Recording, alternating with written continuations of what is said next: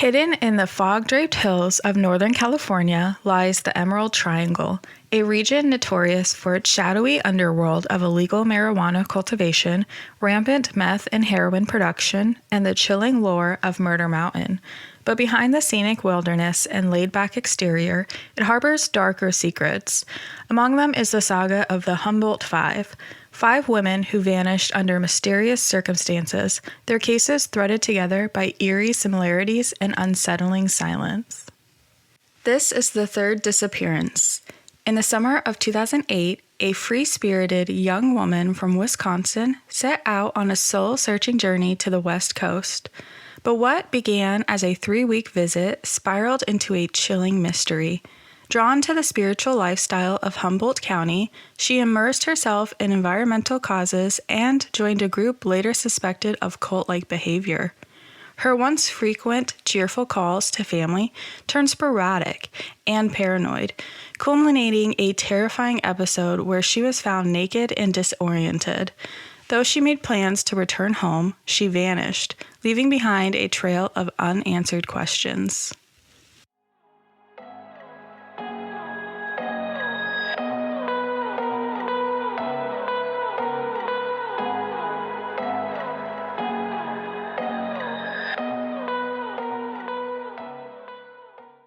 Welcome to Without a Trace. I'm your host, Jalyn. Every file holds a mystery. Every story deserves to be heard. This is Christine's story. This is our 3rd episode in a 5-episode series about the Humboldt Five. The Humboldt Five is a group of women that have been clumped together as young women who all have similar looks, similar-ish backstories, and have gone missing in the same area. A woman named them this to bring attention to how many missing people there are. Their cases span between the 1990s and 2014. Christine Walters was the 3rd disappearance in the Humboldt Five. Christine was born on August 5, 1985, to Anita Walters. She was raised in Deerfield, Wisconsin. Christine made friends easily and exuded an energy that drew people to her. She was a junior at the University of Wisconsin at Stevens Point, where she studied ethobotany and botany. She was described as being a good student with a good head on her shoulders. While going to school, Christine also spent some time working on an organic farm in Stevens Point and taught yoga and Pilates classes. Christine was thirsty to experience the world, and so, during the summer of 2008, Christine made plans to visit friends in Portland, Oregon. The trip was spurred on by a recent breakup with her boyfriend. Her friends explained Christine was always looking for an adventure, and she wanted to keep traveling because she was trying to find where she fit in. Christine thought the West Coast would be better for her free spirit mentality, and her friends agreed. She purchased a round-trip airline ticket with the intention of staying only 3 weeks. While in Oregon, Christine had been in constant contact with her parents back in Wisconsin. She seemed happy and spoke about the possibility of opening up her own yoga studio out west. Then, toward the end of her trip, Christine phoned her parents and told them she changed her mind. She wanted to stay on the West Coast a little longer and delay going back to the University of Wisconsin. Christine made her way down to Eureka, California, embracing the spiritual lifestyle she found there. Around that time, she became very interested in alternative lifestyles and environmental causes. She had fallen in love with the area's natural beauty and lifestyle, which wasn't surprising given the recent changes Christine had been making, including embracing natural food stores, thrift store shopping, and working at an organic farm. In September 2008, Christine decided to make the move permanent, and she became a resident of Humboldt County in California. It was around this time that Christine's once frequent communication with her family started to become more sporadic. Her calls that were once upbeat and happy also started becoming concerning. On October 28, 2008, Christine's mother, Anita, spoke with Christine over the phone and asked her daughter to return home for a bit. Christine told her mother she wasn't ready to return because she was on a journey and needed to follow her path. Christine's contact with her friends also started becoming less and less frequent. One friend last heard from Christine in October 2008 when she sent her a MySpace message apologizing for being out of touch, saying she had been off the grid for a while with no access to a computer. Christine wasn't working consistently and repeatedly asked her parents for money. Her father sent her $1,000, which she left untouched in her bank account.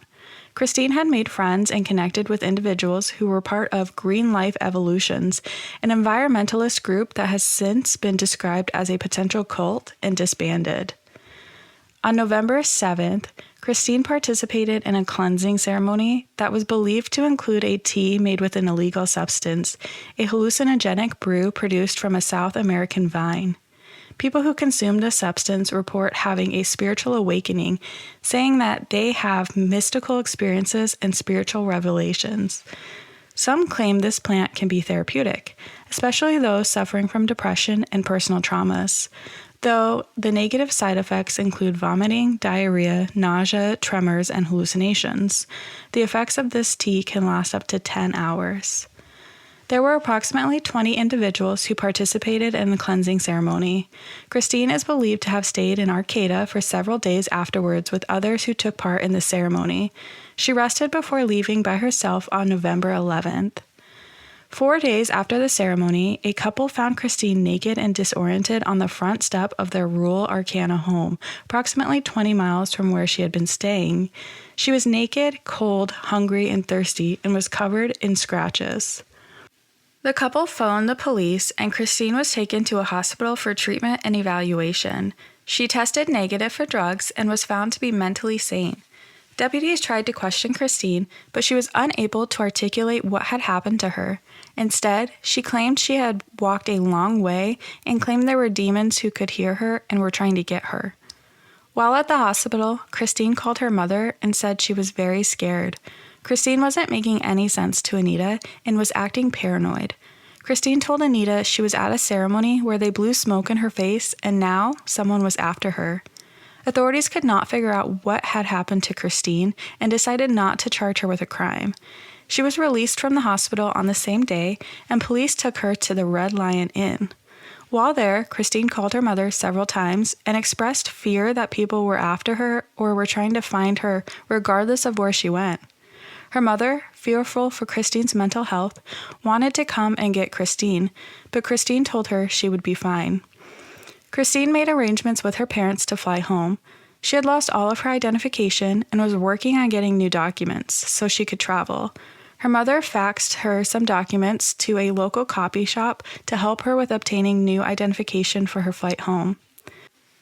On November 14th, at approximately 1 p.m., Christine dropped the hotel keys on the front desk and walked out in her hospital-issued pajamas, heading towards the copy store. Around 3:30 that afternoon, Christine arrived at the local copy center. The owner of the printing shop said Christine appeared disheveled and was acting very paranoid and looking over her shoulder.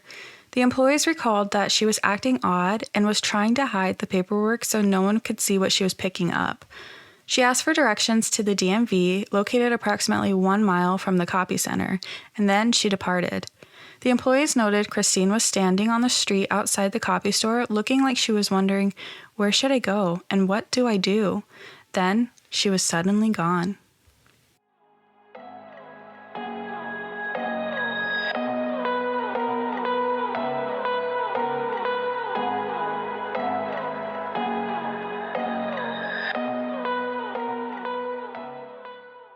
On November 17, 2008, Christine's parents reported her missing. Shortly after, her backpack was found at Green Life Evolution. Inside her backpack, detectives found her identification and money. The owner of the center told investigators that it was common for Christine to leave her things there while she went for walks in the Arcata Community Forest, though on all previous occasions, she had come back to retrieve them. Her friends in Wisconsin admitted they didn't know much about her life in California. Her friends found out she just decided to stay, and they didn't know who she was living with or where she was working. Christine's mom shared that she saw a change in her daughter after she moved to California, explaining, quote, "Her ideas were changing. She was distancing herself from the internet and other materialistic things. She was just kind of bumming around, more or less, with not too many cares in the world." Humboldt County detectives searched for Christine, but they found no evidence that Christine had been harmed by anyone and wasn't sure she was the victim of foul play, though they admit they had no idea what happened to her after she left the copy center. Christine's parents hired Chris Cook, a private investigator, to assist in the search for their daughter. He is optimistic that she is still alive. Detectives are also hopeful that Christine is still alive and hope she will eventually show up and let everyone know where she has been. However, Christine never made contact with anyone, and what happened to her remains unknown. Over the years, there have been rumors about what happened to Christine, but no solid facts. While some believe she voluntarily disappeared and decided to live a more nomadic lifestyle, others think she was likely murdered. Until Christine reappears or her body is found, her fate will remain a mystery. Thank you for listening to Without a Trace. I hope you enjoyed our deep dive into Christine's disappearance. If you enjoyed today's episode, please subscribe and follow Without a Trace on social media. Join me next week as I dive into another case.